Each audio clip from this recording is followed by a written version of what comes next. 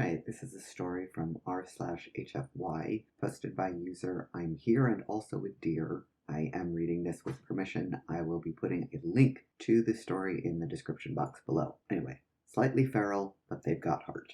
Salarick remembered the first time he saw a human. He had been a lower sergeant at the time, deployed to some far-off post in order to monitor this supposedly rapidly developing species. It had been a slow day. Being a security guard this far out usually meant detaining adolescents of the Federation's many species who had taken joyrides, or drunkards who got too far out to prevent first contact. It had only been when he'd heard the pounding on the outer door and went to investigate did he find a biped in a white contraption standing there. He had chirped his demand to know who this was, but the strange figure in the white thing had merrily raised a strange appendage and wiggled 5 short tentacles in a strange gesture. In the months following that, contact had been swift. They had discovered that humanity, as they called themselves, had used crude, tube-shaped devices to fling themselves into the void of space, only a handful of which had blown up.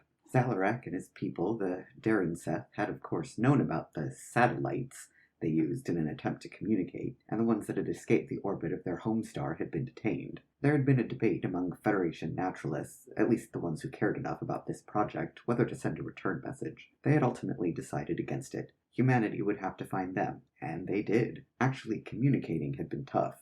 Humans used a series of muscles in their neck region to produce sounds, not unlike the Therians, who had evolved 2 star systems over. But Darenseth used, obviously, the gills in the sides of their head, which doubled as listening devices. Eventually, they figured out that using upper appendages and sheaths of plant material, they could crudely communicate basic information, until Federation and human scientists figured out a way to get humans to communicate in Galactic Standard, which was a whole other tale. The first contact Zalarak had with them had been of the subspecies Russian, and upon further investigation he had learned that there was a sort of prolonged feud going on between them and the American subspecies. One of the Russians had explained that subspecies wasn't the right word, and it was more like tribes. Regardless, Zal had learned that different human subspecies, or tribes, the debate was ongoing and some humans preferred tribe and others preferred subspecies, were specialized for different environments. Once, they had been deployed on a planet in the Frost Zone, as it was called, where taking off your helmet could get you killed. The human on the mission had stepped out, paused, his eyes scanning the readers in his helmet.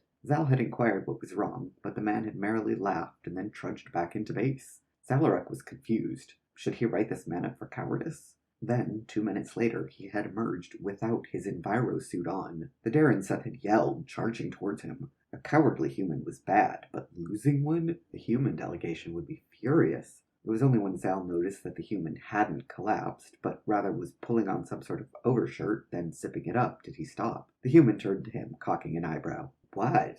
Zal stammered out a response. It was too cold. He would drop.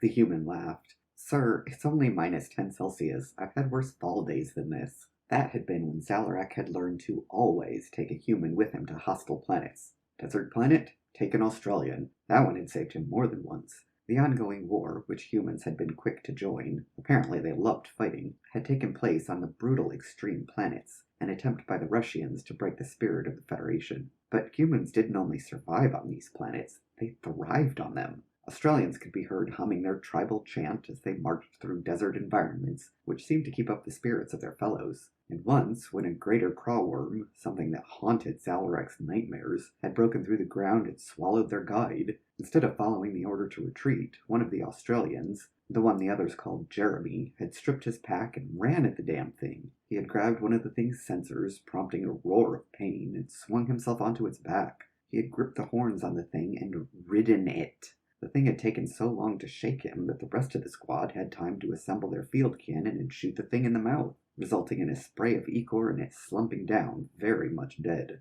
Jeremy had slid from its back, dusted his hands, and set off again. When Zalarak had confronted him about it, he had shrugged and said, "Always wanted to ride one of those," and set off again, leaving Zal dumbfounded. That stunt had gotten Zalarak promoted to field captain, and he rarely went on missions afterwards. He still interacted with humans, but now he didn't see the suicidal bravery of the common soldier, but rather the reckless tactical genius of their commanders. Federation command centers often stop to listen to humans, and while they generally let commanders use established tactics, when a plan was doomed, they let you know it. They also, strangely, hated to give up the lives of their men and women. When Zell had learned of a victory in a land battle, he had gone charging to find the human Natasha, who was the colonel working with him. He had burst into her room, excitedly chattering about the great victory they had achieved. She listened with a quiet sobriety he wasn't used to from humans, and once he was done, she asked him one question. How many casualties? He shrugged, checking the report. It says here the average battalion lost around 30%. Her face grew hard. That wasn't a victory. That was a massacre. And she turned and left, leaving him confused. He never saw Colonel Natasha after that. Reportedly, she had requested discharge for a leave home. It was granted, and Zal began to pay attention to casualties after that. She was right.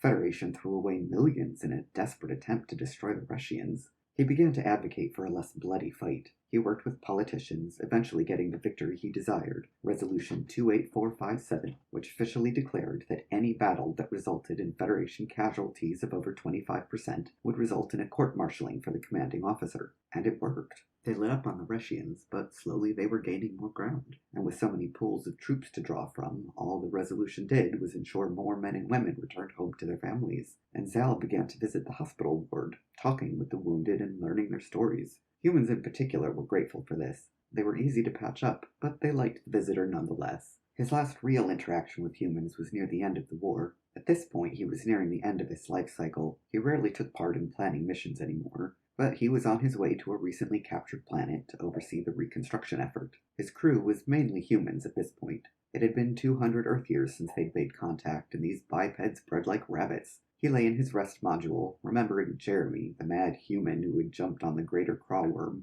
and who had died 2 days later from an artillery strike. Then there was a decisive thunk in the side of the ship, and alarms started blaring. He unlocked the pod, drawing his officer's pistol. What in the 10th name of the Emperor had that been? Shouts rang in the hall, followed by shots. Zal ducked back into his room. He wasn't a fighter. He was an armchair officer, and a pacifist by Darren standards for that resolution stunt. Whatever this was, the security automata would handle it. It was about then that the power flickered out. Blast! They had an EMP. Growling clicks sounded outside his door. They were going to find him. He raised his pistol, preparing to fire. 2 red phaser shots flew by, hitting his would-be assailant. There was the sound of 2 feet. Then a human stuck her head in the door, hair frazzled and sticking out at odd angles. "Hey, Captain," she said, giving him a grin that was missing a front tooth, recently knocked out. "What you doing?" His eyes widened. "Polly? The one and only. Come on, we're regrouping at the command center."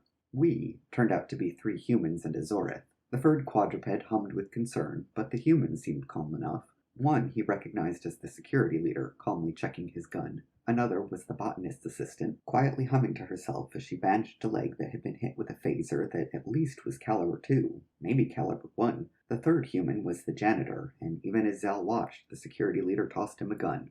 "You can fight," the Darren exclaimed, and received a crooked grin in response. "I've been in a lot of bar fights. This can't be too different." There was a pounding on the door, followed by a chittering. Zal spoke a little Karethi, and this was close. The security leader looked at him. "What are they saying?" Zal swallowed. "They're demanding that we surrender, or they'll destroy the ship's engines and leave us stranded to die." The security leader's mouth became a hard line, and instead of asking Zal to translate, he cocked his gun. "You're not seriously going to try and fight them, are you?" Zal asked, concerned. "No," he said, picking up a grenade. "I'm going to kill them."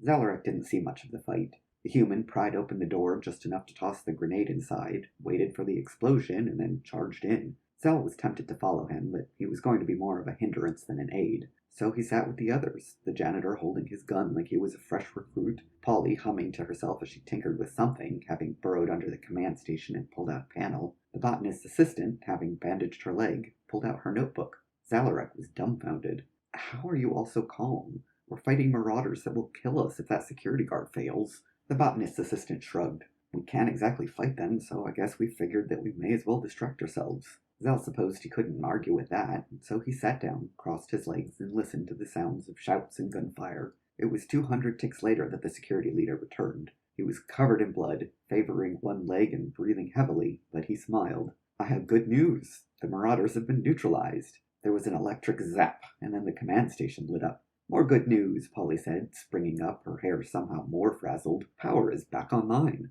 Zal stood there in shock. Two humans had just re-secured a Federation cruiser on their own, with one gun and a small pile of tools. He made a silent vow to himself right then and there. Never, ever would he underestimate this species again.